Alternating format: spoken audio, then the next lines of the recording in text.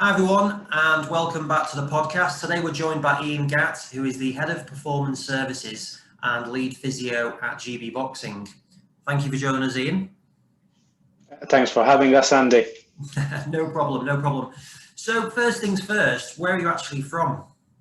Oh, that's the million-dollar question that people ask me when they hear my accent. Originally from Malta, the beautiful island of Malta. And how have you ended up in the UK? Like, how did you get started with physio? Well, I'll start with a physio question first. Why physio? Interesting question, because I've always wanted to do something around the medical aspect of things. I think actually when I was young, I used to tell my mother I wanted to be a brain surgeon, which was quite interesting. But I had this sort of always pull towards the medical profession.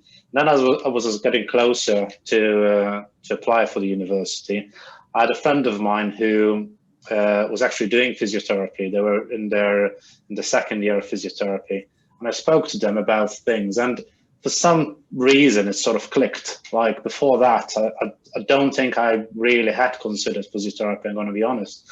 And then something clicked about, the element of how you interact with your clients, your patients, athletes, how I won't like them, but interact with people, how you use on the hands-on skills, the rehabilitation. There's quite a plethora of things. It just made me think like this sounds really exciting.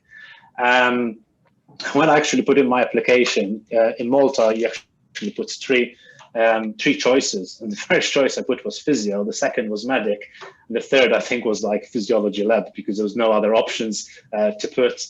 And I got accepted for physiotherapy. It was actually a closed number, only 15 people were being taken a year, because obviously it's a small island, so there's not many people that can enter per year. And when I got the call from the medics, and they said like they want to offer me a position, and I rejected it. They said, "How come?" I said, "Well, I want to do physiotherapy." And they went, "Are you mad?" And we're talking now over 25 years ago, really. That's the length and breadth of things. And I look back, and I've never regretted it. I think it's been a fantastic journey. Definitely into the realm of sports, musculoskeletal, the places it's taken me. So when I look back, I think, you know what? For some reason, I've managed to take the right choice, or I hope I've taken the right choice. Yeah. So when they said, "Are you mad?" was that referring to picking being a physio over a doctor? Was that the basic premise of it? Yeah, I mean, you have to imagine back then also, like, I think these days physiotherapy probably has a much better standing even among the doctors. There's a lot of cross collaboration, there's a lot of cross respect, physios with doctors, physios, surgeons, the whole multidisciplinary team, really. I think as a profession, physio has definitely elevated itself as to being more in the notion of understanding, the medical conditions, the post-op rehab, and, it's not just, you just are doing something, there's a knowledge behind it. But I think 25 years ago, it wasn't as established as now, and especially even in Malta, it was the whole thing of, doctor and physio. There's that different hierarchy element of things. And so obviously you can imagine somebody's calling you from the medical department of the university, and you're turning them down to become a physio. They raise an eyebrow because they're thinking, why would you be doing that when you've got the grades to come into medical? And I'll be honest with you, I didn't, for some reason, I didn't find it a hard choice when I did it. And actually, when I did the course, I didn't regret it. And when I started working as a physio, I never regretted it. So it's one of those things, it's almost like, it came quick to me. It was almost like, it sounds like the right thing for me to do. And before that, I hadn't thought about it as much. Yeah, no, that's really interesting then. So were you formulating what you wanted to go into when you were at university then? Do you have a career path or an end goal in mind? Yeah, sports was 100% on my mind from the very beginning. I was lucky because in my course, so in Malta, it's 4 years. It's a bachelor degrees course, so it's 4 years, not 3 years as it is over here. And I had 10 placements. The first placement was actually pediatrics with children. And I absolutely hated it. And I'll explain myself so people don't get the wrong end. I love children too much to see them in the state that they were. When I say obviously state, I remember children with talipes equinovarus, with the feet turned round, and you're trying to help with that, and cerebral palsy and all those sort of things. And it I enjoyed the work, but it broke my heart being in that sort of department. And I thought I could never work in that sort of department. Plus, I was the only male over there because they were all females. And half of the children that saw me loved me. Half of them started crying because I had a beard on. So it was quite an interesting thing. And it made me realize from the very beginning that you almost have to find your fit. And I've learned this, years later. Some people would never work in sports. Some people prefer working in neurological departments, or with the elderly, or working in hydrotherapy. So it's great to see that there's such a wide breadth. But one of the elements which I really loved was outpatients, orthopedics. And at the same time, also, I was doing some, like any other students would do, I was doing some work sometimes with some clubs, some local clubs, doing, some part-time work as a physio. And I could see that sort of musculoskeletal sporting thing as my sort of trajectory. And then one of the things I realized is that if I stuck around in Malta, the undergraduate is great, but my postgraduate experience isn't going to be as great for what I wanted to achieve. So I knew there's not going to be an Olympic Games in Malta. Malta, we have sports, but let's be honest, you don't really hear about Malta at Olympic level, and even at professional sports level. I always keep hoping that certain athletes come around. I mean, the most famous athlete probably is Tony Drago in snooker, and people still remember him now. And obviously, then he went to America. But beyond that, I knew that it's a different world, different elements of funding and everything. So I think as soon as I graduated, basically, I left the shores of Malta. I don't think I actually did a day's work in Malta until actually many years later when I go back and do some consultations. So then you already had that in mind that you wanted to move, and was that straight to the UK? Oh, I actually ended up in Greece because that's where the next Olympics was going to be. So yeah, ended up in Greece. Had to learn the language. Naively, I thought that, because I traveled a lot, even when I was young, and I went to many countries in Europe. You go to France, you go to Italy, and that you probably have to learn the language, but you manage English with most places. I ended up in the north of Greece, and I realized that you can't communicate as effectively as you would like, because obviously over there they don't need English. If you go in Athens area, that's fine. But I ended up in the north of Greece, and I learned the language, luckily quite quickly, because I'm quite good with languages, quite an affinity. And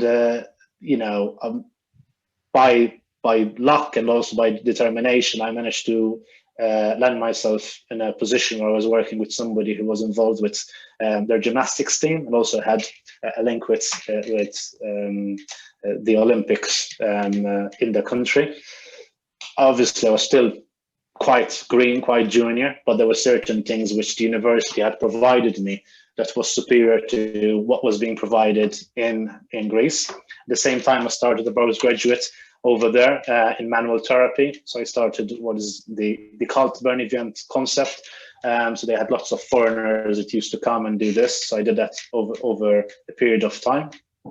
And then in 2004, I was lucky enough to go down to the games with the Greeks. And actually I worked with the cyclists in the velodrome because there wasn't enough spaces to go for gymnastics. Obviously I managed to work with the cycling team like a year leading into that, and then went down with them and worked in that arena.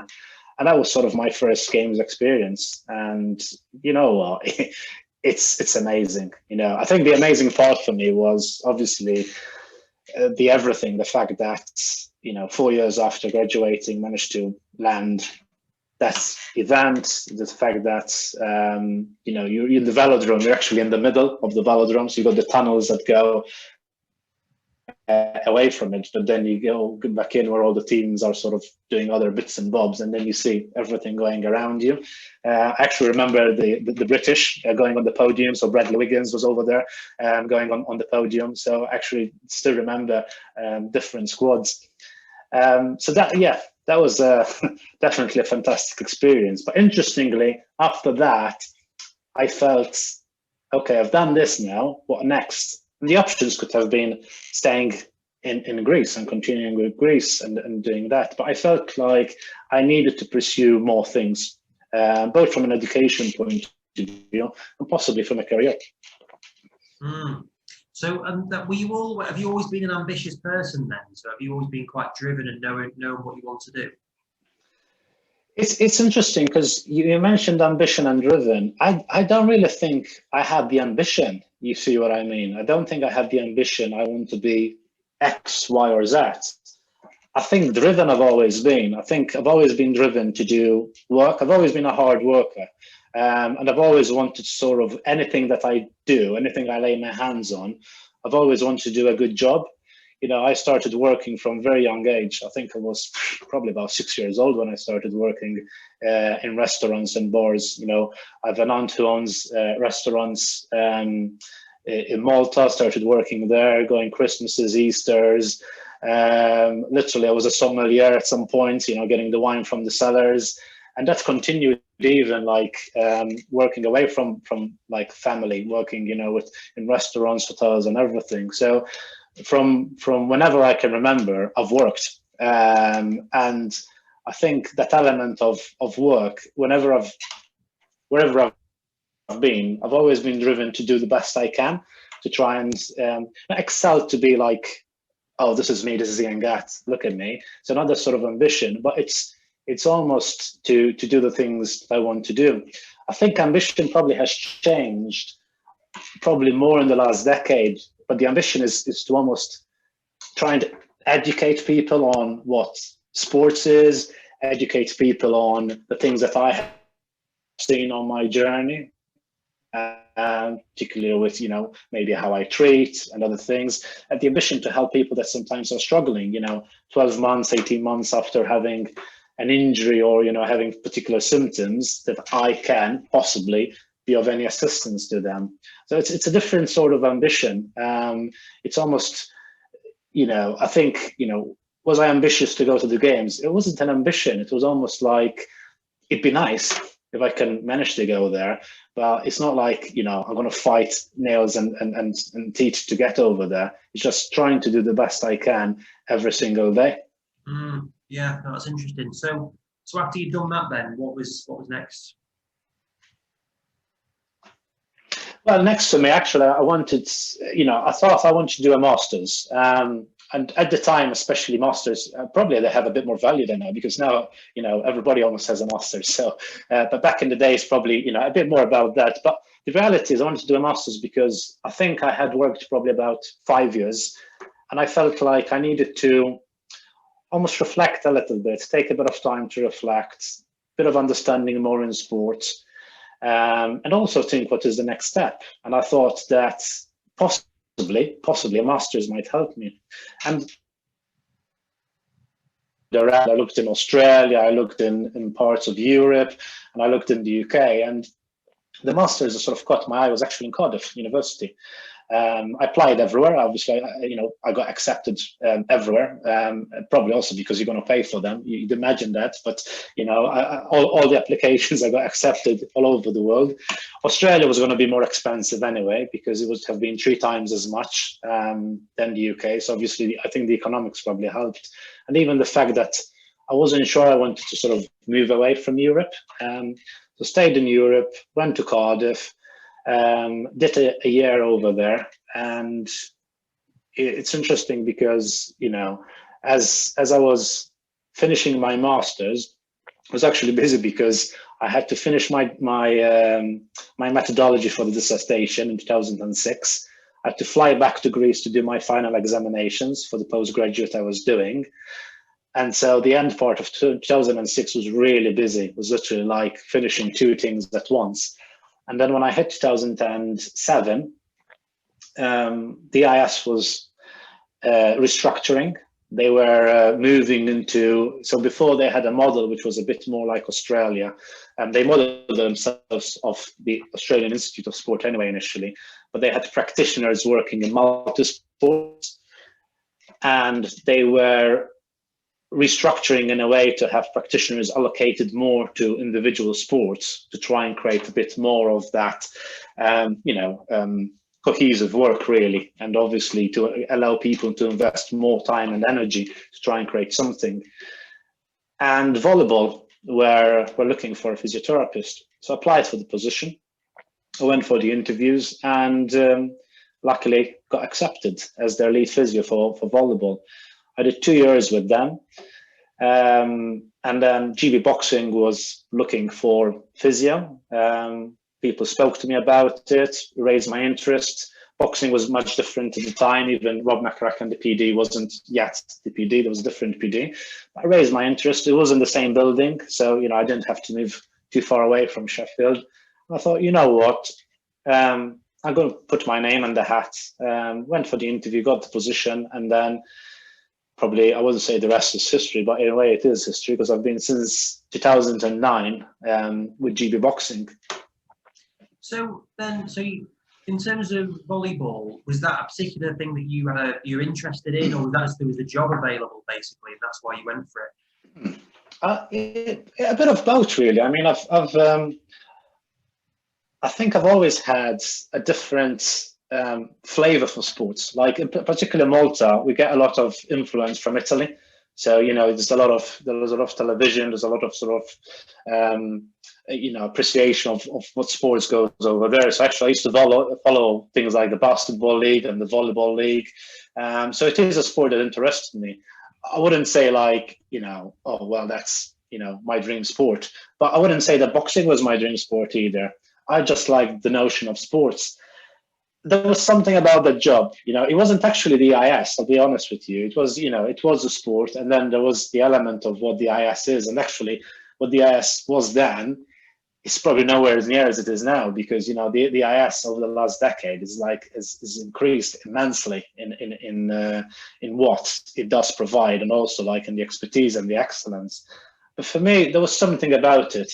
One of the things for me was a bit of a carte blanche also. And I think that's where I've always liked entering jobs where I have a bit more of a carte blanche. Not you go in and things are established and you just go in and you do things. A lot of the jobs I've gone in, whether it was a bartender, whether it was other jobs I've done before that, but particularly this job was, I had to come in and I had to develop the services. And I remember with volleyball, it was actually quite intense because I was working with the indoor volleyball, the women's team in Sheffield. Then for 1 year, we had the men's indoor volleyball that based itself in Holland, and actually competed as part of the National League under a name. And then we had beach volleyball that we had to develop it in Bath. So at the same time, I had to recruit physios, a physio to go out there and stay with them. In Holland, we had to recruit physio for Bath. And in the meantime, I was obviously trying to work and do the services, whilst also develop the services. So there's that balance of, trying to do that. And to be fair, I learned a lot in those 2 years, because obviously there's two parts to the job. There's the injury management, and then the service management. And I think those two sometimes are not necessarily go hand in hand. At the same time, obviously working then with, strength and conditioning. We recruited a masseuse at the time, which we used because we're seeing lots of soft tissue elements around fatigue. So I felt it was useful, and there was a very good interaction with that person. We employed a percentage nutrition to come and help, because athletes were coming to speak to me all the time about nutrition. I said, look, I'm not a nutritionist and I can give you all the advice in the world, but I'm not an expert. So let's see if we can buy into some expertise. And so it taught me really how even a sport that, maybe didn't have the same funding as other big sports, that, with the right methodology, with the right way of approaching things, with the right communication, you can obviously get into service And I think the biggest learning point for me is making sure that some way or another you look outwardsly. Even, for example, like I knew at the time we needed podiatry and chiropody input. And so I looked outwardsly and I got services. In fact, the same, I use the same person even now these days with boxing because of long-standing relationship. We looked into developing good networks with radiographers, particularly we've got some great ones out in Leeds where they have very good machinery and obviously give us the information really good. So, and I remember that back in the days, I used to take every single athlete to any consultation, whether it was for a scan or whether it was for a surgeon. And the same I did with boxing, particularly in the very beginning, till obviously became a point where I need to sort of spend the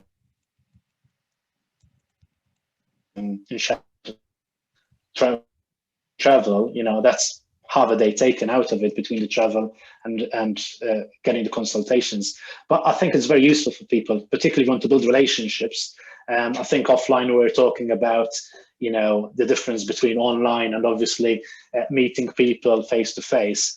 I'm somebody that believe you have to meet the people. You need to make the name.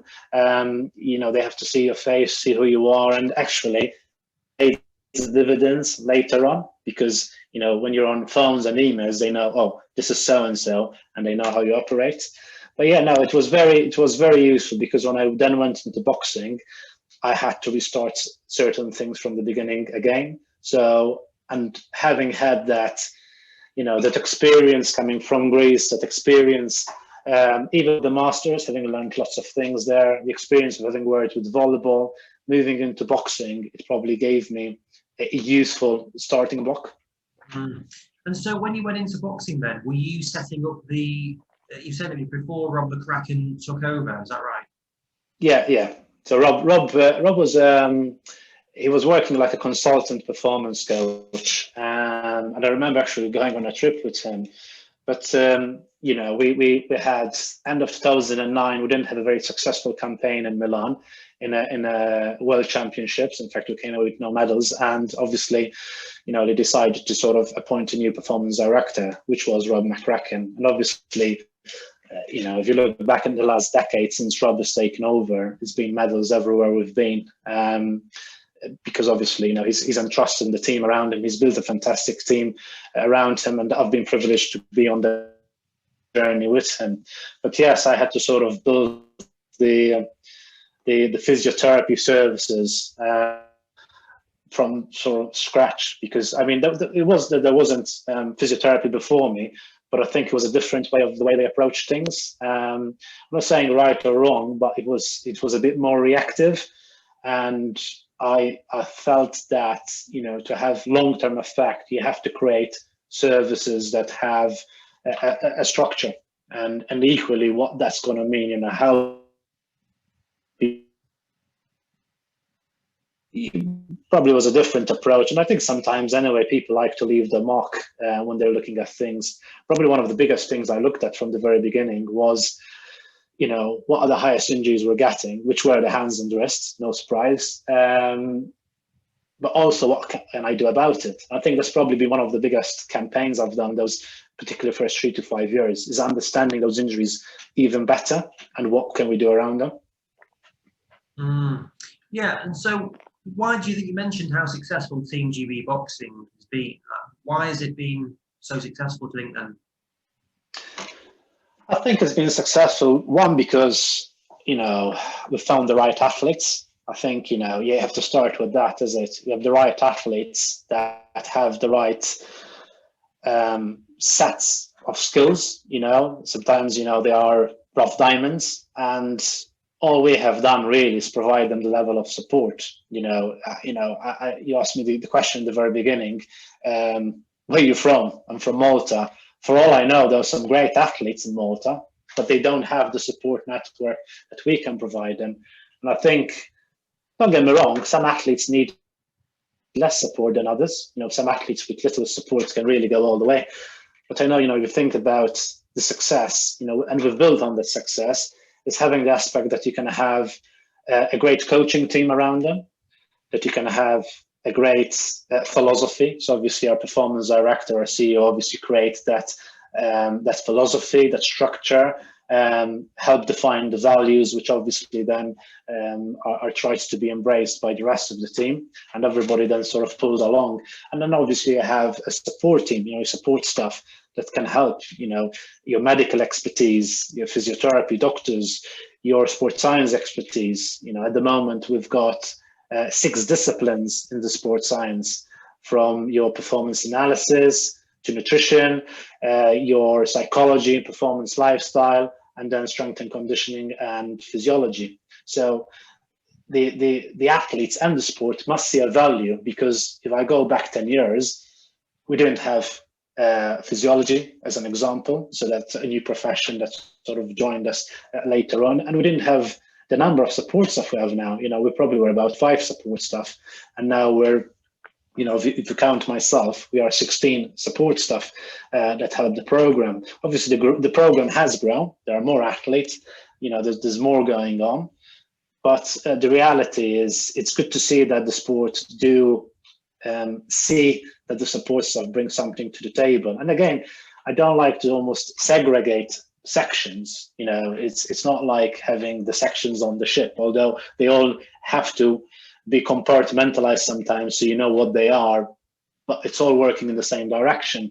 So for me, coaches and support staff work well together.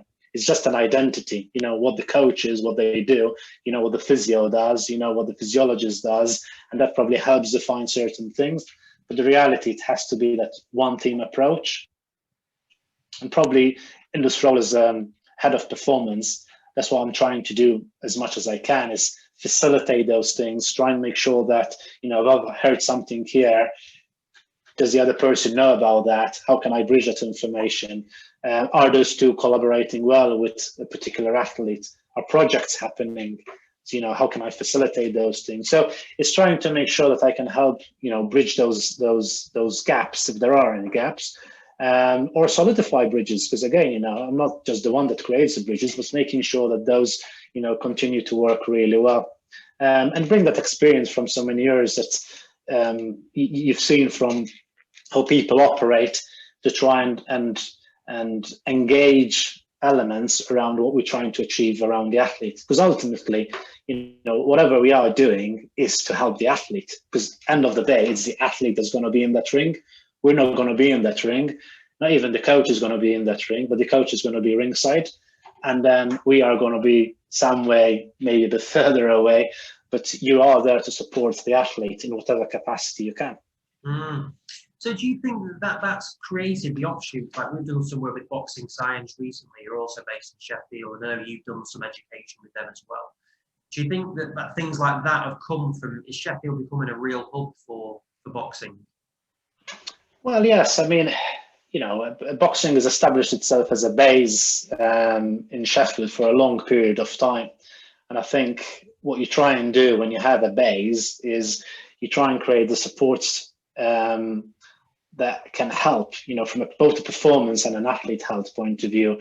I mean, we are really, privileged, because within that facility, we've got the English Institute of Sport as a support center, which provides services not just to boxing, to other sports.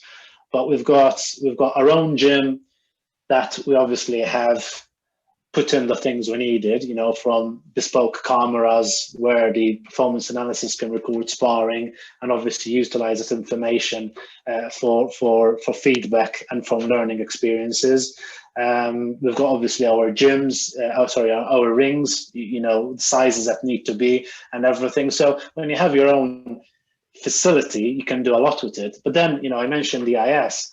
We've got a strength and conditioning suite downstairs. We've got a physiotherapy suite. We've got certain machinery, example, an isokinetic machine, which is used across different sports.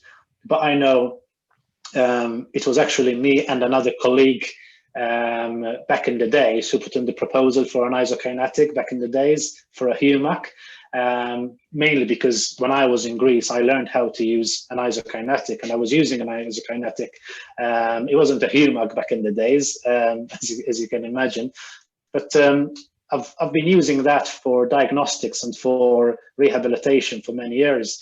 And what's really been good for me is that all the other physios that now operate in that environment beyond boxing.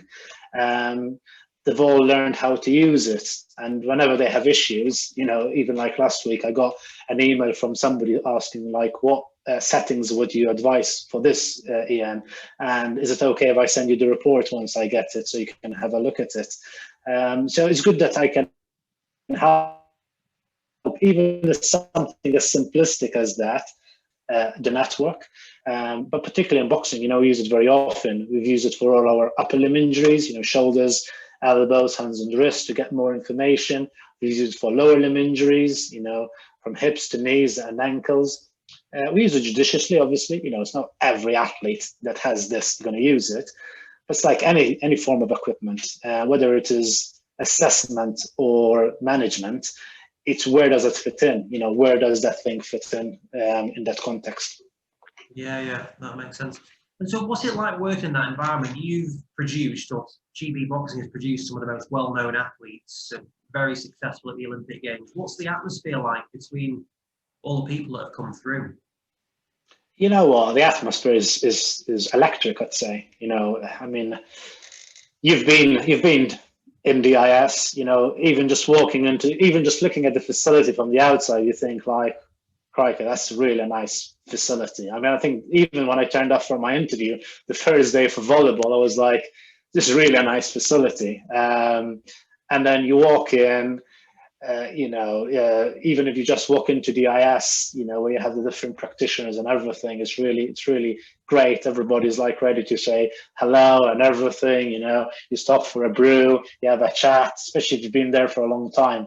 Even more like you know everybody on the ground. But then when you walk into the boxing gym, especially when they're sparring, it's like, there's sparring, there's the energy, there's the coaches, there's support stuff and everything. Obviously, things have had to change with COVID. So, you don't have as many people as you used to have before. I think before you walk in and there's like everybody in the gym, whereas now things have had to change because of COVID regulations. But still, when they're sparring, and there's still the energy over there. There's obviously a social distance element to it and people wearing masks and everything.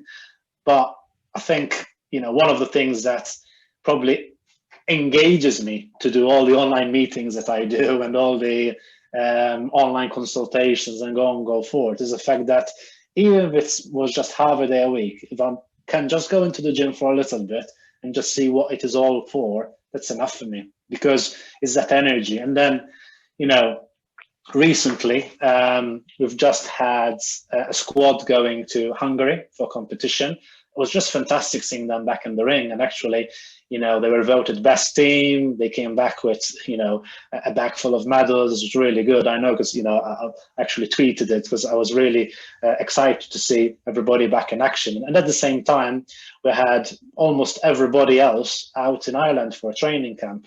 And it's just like, it's really hard with all the COVID restrictions to get everything right. But you have to, you have to pass all the tick boxes, all the testing before going out, all the paperwork, all the protocols. So I'm involved heavily with a lot of that together with the management team to take it away, obviously, from the practitioners so that they can do their main job on the ground. But, that for me is really reassuring to see that, everybody, is training and going out and having a good experience. And, all the feedback that I've received this week particularly has been fantastic, both from the competition and the training environment. So I think those are the things that give me energy, because, if you work in sports, I don't know, I don't see it as a job sometimes. I don't see it as a role. It's just something I love doing. And, hopefully, people see that in whatever job they do, because otherwise it's a shame. You wake up and you think, oh, I have to turn up to work and everything. And, you have the drag. I mean, don't get me wrong. There are days where you feel the toll of the day and it's been a long day. And especially if you've been online for the whole of the day, it can be quite tiring. But there's something that keeps me going. And I think it's, it doesn't matter how many years I've been, 20 years, 30 years, 40 years. There's no sort of deadline on the energy, the passion, that has to dwindle. I look at the coaches, the coaches are in their 60s and you see them sort of ringside and you see the emotion. You think like, there's no age for that. That passion sort of carries through. And to be fair, I see that passion in everybody. I see it from the performance director to the athletes to the support staff to the coaches. And so the one thing I know is almost we feed off each other. And so what you want really is as a team to keep that energy going, to keep that sort of that fluidity going.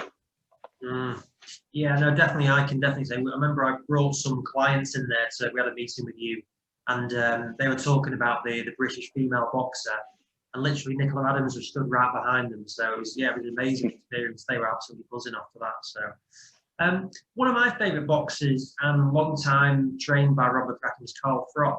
Was he around EIS much? Yeah, he did some of his camps over there, and obviously, like anything else, I think he probably benefited from being around some of our boxers, and equally our boxers benefited from him, because sometimes what the public needs to remember is that if a well-named boxer is sparring, it's not just him benefiting. It's the other boxer who's benefiting from a very high caliber boxer and actually helping to bring them up to a further level. So obviously he was super middleweight boxer, and it was really good for those boxers in that category to be able to do that. And obviously with sparring, sometimes you almost box like plus or minus. So say you're, for example, 75 kilogram boxer, you could box with a light heavy 81, and maybe even your 69 boxer. So it depends, but sometimes you can play a little bit with that, as long as everything is kept under control, and that's why we've got great coaches for that. But that helps, because it helps to elevate almost like 2 to 3 weight classes, working around that. So yeah, no, I mean, Carl was fantastic. Was a fantastic character. I mean, really tough boxer, also, like proper tough chin, as is well known. But no, it was enjoyable having somebody like him around. I know. I think he came back and trained for his second fight with Groves, didn't he? There, I think that was where he knuckled down. So yeah, and he was waking up early with the boxers, going for runs and everything. He lived the whole training camp with the boxers. So that was really good. Yeah, I can imagine. And I remember you did a training course for us a couple of years ago, and you were really raving about Joshua Boatsy, and he's now coming to the fore. So what was it about him that you really thought was going to be special? Josh, I think one of the great things is his character. He's such a gentleman. It's the fact that if you treat him, for example, it's the thank you get and everything. And I'm not saying that you don't get from the other boxers, but sometimes you have that one person where you just feel like almost, you just want to say it all the time, what a nice person this person is. And the reality is, even these days where I still do some work with him and give him some advice about certain things, it's the same thing. You get that thank you and everything. And, I don't really ask for any thank yous. It's your job, is it? If somebody has an injury, you see them and everything.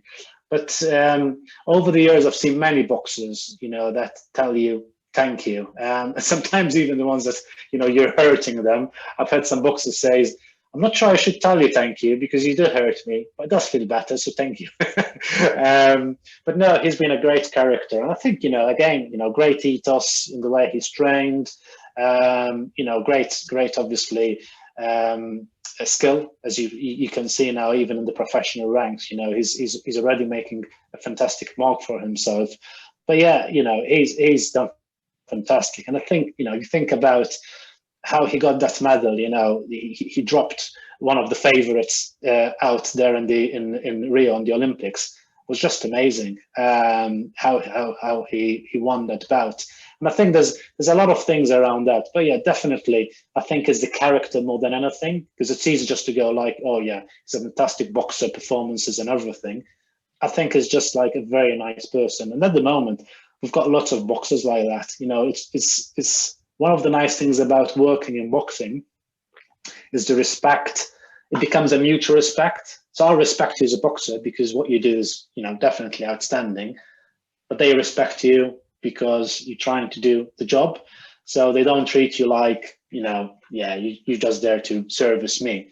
We are supporting them, but at the end of the day, we're all human beings, we're all persons. And that's the one thing which I really love about working in the environment which I do, is that everybody's treated like a person, and the personality of the person, the well-being of the person is taken into account a lot. And I've seen this a lot, particularly over COVID, particularly when we had to lock down, how much almost more energy we had to put in to almost support the boxers. But it wasn't even about performance, it was about mental well-being, it was about engaging them, it was about keeping them engaged as part of the program.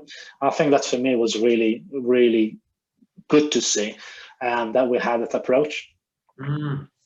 Yeah, no, I can imagine that would change the dynamic of it. One of my biggest surprises, well, not one of the biggest surprises, but it's quite exciting moment for me, was I was watching an AJ fight, Anthony Joshua, and I look around and you're in the corner. And I was like, hang on, Ian, so you became a cut man. When did you become a cut man? Is that something that you actively wanted to do, or how did that happen? Well, I did work, and even with GB boxing, I did some of the corners over the years. We also had like the WSB, the World Series of Boxing, where I did some of that. So there was a bit of that experience, that pedigree. The other thing is, if you think about it, like in lots of sports, you have your pit side physiotherapist. So inertly, the physiotherapists, they learn a lot. They get a lot of that skill element to be able to sort of help in situations. You look at football, you look at rugby, you look at many sports. Obviously in boxing, you're not going to just rush into the ring, as you would see in other sports. But there's almost like an element there where I think a physio has that medical expertise behind them. They've learned it on many years, and obviously can help. In the environment that I work training, you get facial injuries sometimes from sparring. Not very often, but you can get them from that. But obviously, you get them in competition. So there was something over there. I think it's a funny one, because it almost, it's not like I was avidly seeking, I wanted to become AJ Scottman, but it sort of like happened naturally as a transition. I was asked to do sort of the corner the first time in New York, and I was actually probably co-cutman, to put it this way, because I was probably assisting the person who had done the corners for many years, and great respect, because obviously in a way he's shown me a few things, even in that sort of scenario, like what he prepared, and obviously the approach and everything. I think that was really useful, rather than just thrown into the deep end, especially with an athlete of such a high caliber. But then after that, I did, Saudi Arabia, and obviously I've done his recent fight. Like anything else, it's a privilege. It's not something I'm going to sit down and hear like, yeah, well, now I'm his cutman, and that's it. It's like, you try and do the best you can in that role. I support him obviously away from the ring as the clinical component of physiotherapy. I work with the team. We've got a doctor, we've got another physiotherapist, which is very important. And then beyond that, we've got nutritionists, we've got performance analysis, you've got the coaches, you've got the strength and conditioning coach. So it's a bit like, in GB boxing, you have those elements. You've got the management team that obviously you need to work with. So there's big components around managing all those injuries, or preventing. It's probably one of the most important things, to try and get somebody fit before they step in the ring. And then in the ring, it's just almost like an extension of doing certain things ringside. If somebody gets a cut, but I think beyond that is having like a routine. Is knowing what is your role in that 1 minute break, which very quickly isn't a minute anymore, because by the time you go up and down, you've chugged off a few seconds. What can you do over there if anything is needed? And so having that medical knowledge behind you helps, because at least you're over there and you can try and provide the best support you can. But as I said, it's a privilege to be in the corner, because I think, like at the end of the day, I'm allowed to be in the corner. It's not like, I want to be in the corner. Oh yeah, just be in the corner. You know, and you actually have to prove yourself. And you know, fingers crossed. I hope I've proved myself to the team and obviously to the big man to be able to do the job. And then we'll see what the future comes. Yeah. Yeah, I mean, what's it like though for you going out there? You're going out in Madison Square Garden with essentially the biggest athlete on the planet, not physically, but you know, in terms of what's it like for you? Like, soaking up the experience. Does it get to you in any way? You know what? I think in the morning on the day, it gets me a little bit because I'm one of those people that I like to prepare things. So I think what gets me is do I have everything prepared? Do I know what I have? Do I have everything I need? Have I prepared everything beforehand, which is the most important thing? So, you know, I don't just start packing on the day. I've packed everything probably, you know, a month before, just to make sure I've not missed anything, especially when you're traveling away from your country. Last thing you need to realize is you've missed something integral to the fight. But then on the day, just preparing the things, just making sure I've got everything that I need and everything, because there's certain things that you need to make sure you have ready, and then you almost have like a little mental routine of the things you need to do as you're preparing. I mean, don't forget, obviously, there's the bandaging component. So, you know, did you have the bandages? At what time do you start bandaging, you know, before, just to make sure everything fits in that performance. So that's like almost like a very quick mental rehearsal of me of, yeah, this, and this, and everything. I'm making sure people are happy with that. You know, the athlete is going to start at this time and so on and so forth. But there are things I've done in GB for many years anyway. You see what I mean? Like, where it comes to the bandaging, like even my colleagues now that work in GB, you know, they'll know when to start bandaging 45 minutes before, an hour before, you know what I mean? Make sure that the coaches are aware of that, so then the coaches can take over with the rest of the preparation. When you actually walk in there, I don't know other people, but I actually managed to stay very calm.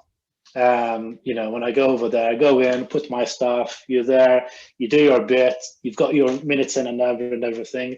The moment the bell goes, then I let the emotions flood in, because like anything else, you know, you can be as ice cold as you want, but obviously when somebody wins who you've been working, not just the last few minutes, you've been working for, you know, months and months and months, even before a camp start, there's a lot of work and preparation going behind the scene to make sure we can manage the athlete, and you know, obviously as a collective. So it's not me just thinking, oh, look what I've done. It's everybody together, and you know, especially if you saw the reaction in Saudi, you know, where everybody's jumping up and down and you know, all united as a team.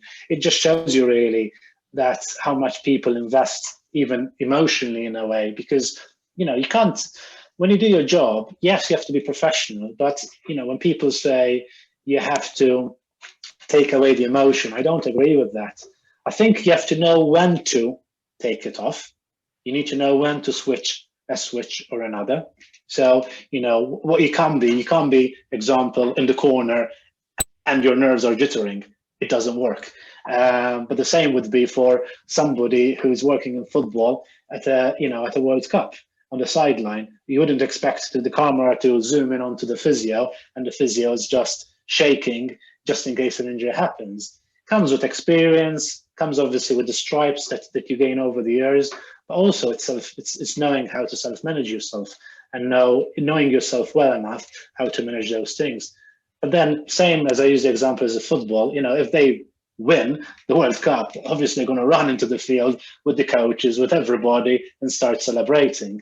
You know, I would be very surprised if somebody's at the back like this, just, yeah, I'm not going to be emotional. You see what I mean? So it's knowing when to do that. And the same for me, it comes in day-to-day basis in meetings, you know, it's knowing when to bring that emotion, when to sometimes just, okay, I need to hold back.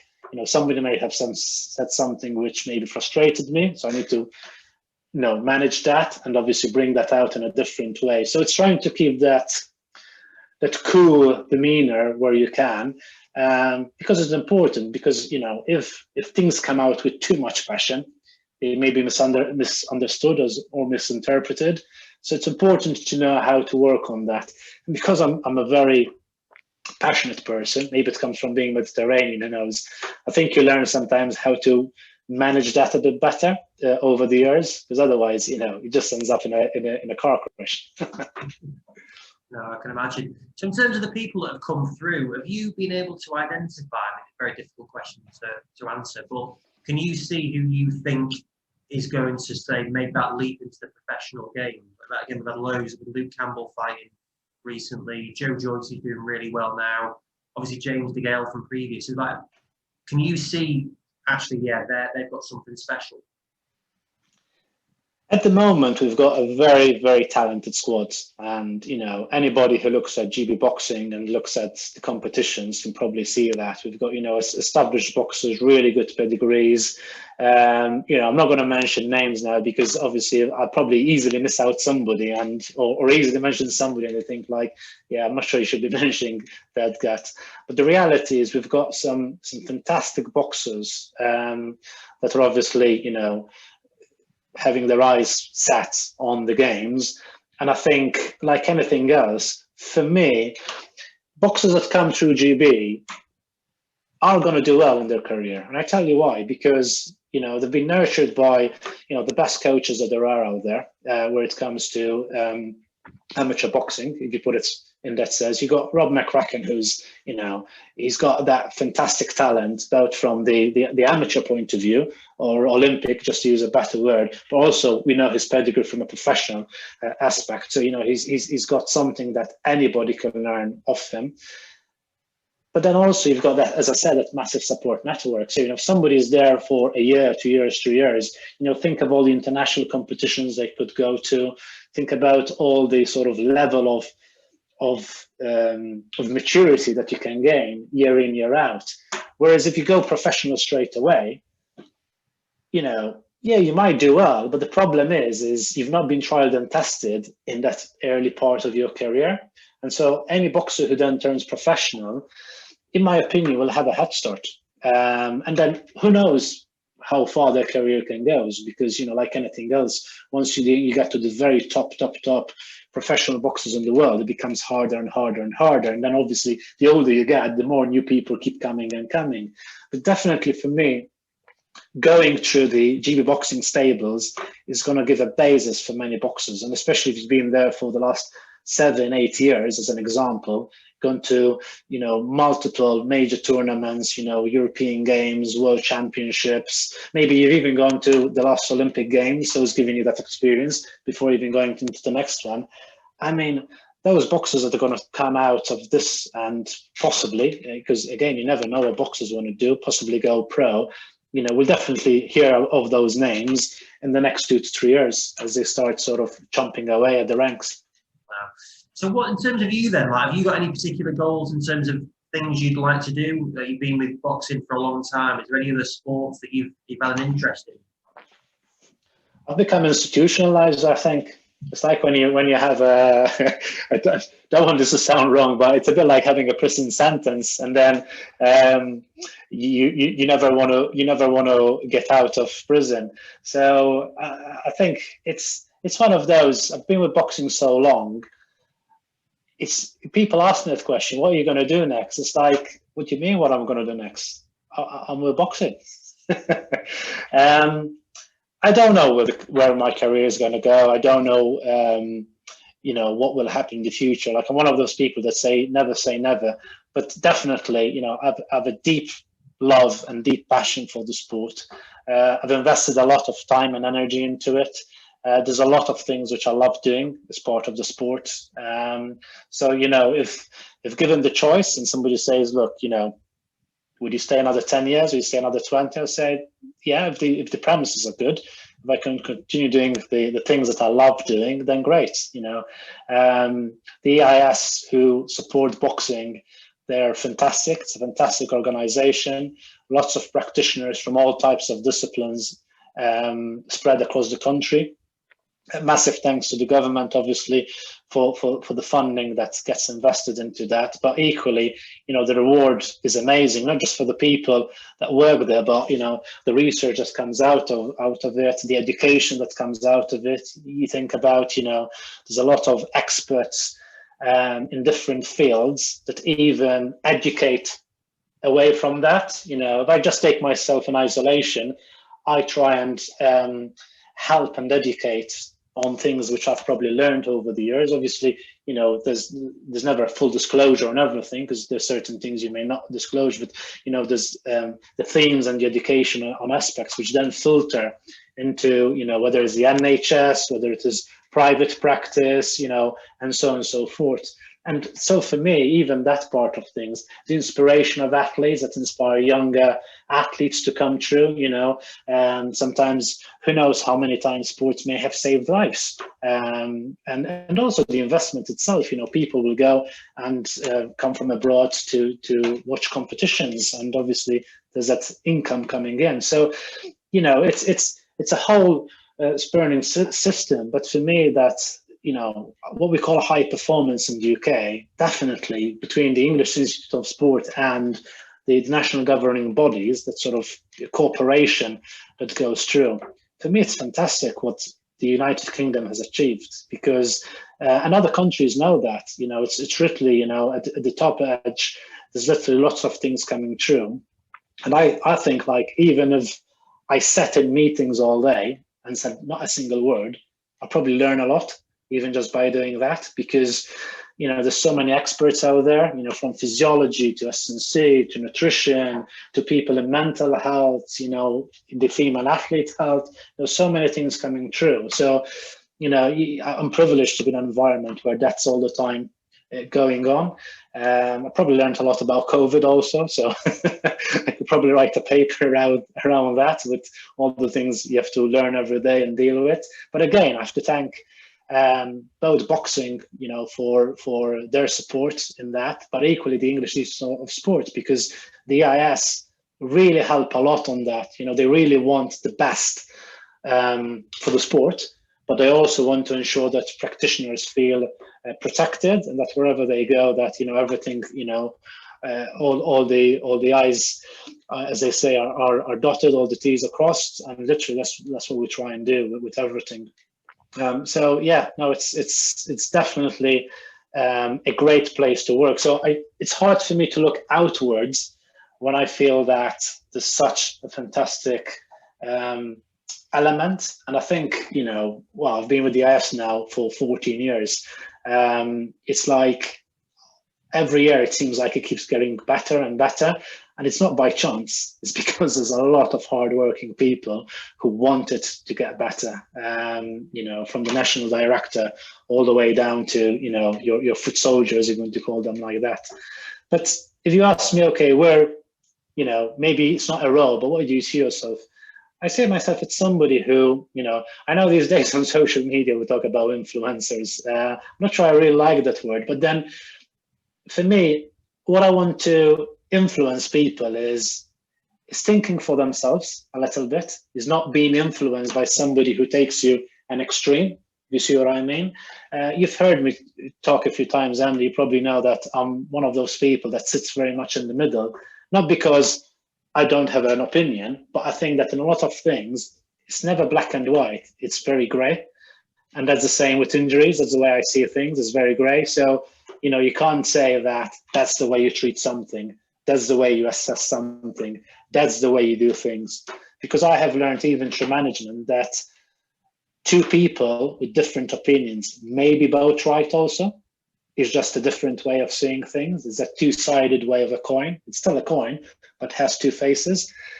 And I think because of that, as long as I'm working in an environment where I can learn and give back, that for me is a great environment. So it doesn't have to have a name or a role sometimes, just having that to and fro approach where I can gain something, so I learn, and then I can give. It's like the lectures I do, if I'm, and I hate the word lecture because lecture feels like you're on the pulpit and going these, and let's call it an education session. It goes two ways, because when somebody asks a question, I might have learned something straight away from that question. And me trying to answer it, I've probably did a bit of reflection at the same time. So I like the fact that I can get engaged by people who obviously they themselves want to learn. So, you always want to go away from any transaction whether it's education, whether it is business, is it? You always want to walk away from the table having gained something. And whatever it is, could be a small percentage, a big percentage. It's nice to be in that environment. Yeah, no, I can imagine. And it's great to hear how passionate and happy you are with how your role and the fact that you feel it's getting better. That must be really exciting. So finally, having been involved in 2 absolutely incredible Olympics, like as a spectator, it was like quite amazing. Those 2 or 3 weeks of my life, I remember both of them vividly. But what are your thoughts for hopefully this year, for one going ahead, in terms of being able to have that much success again? Well, as I said, we've got, we've got a fantastic team. Let's put it this way. We've got a fantastic team of athletes. We've got a fantastic team of people that's going to support them, from the program, the coaches, support staff, everybody, and the IS doing an amazing job behind the scenes. I think, COVID has not helped, but it's not helped anybody, and that's the wild web world, is it? So, the preparation of athletes that goes in, year out, there's been pauses and stops. But, looking at current performances from some of the athletes, looking at the feedback from some of people, even at training camps, it's good to see that people are in a better situation. It's good to see that people are motivated. And, we're a sport, particularly boxing, is that we plan ahead, but we know that things can change, and we're very good at reacting. If things change, then we just adapt and just move on, is it? So, I've got very high hopes for all our athletes. I want them to do well. I wish them to do well.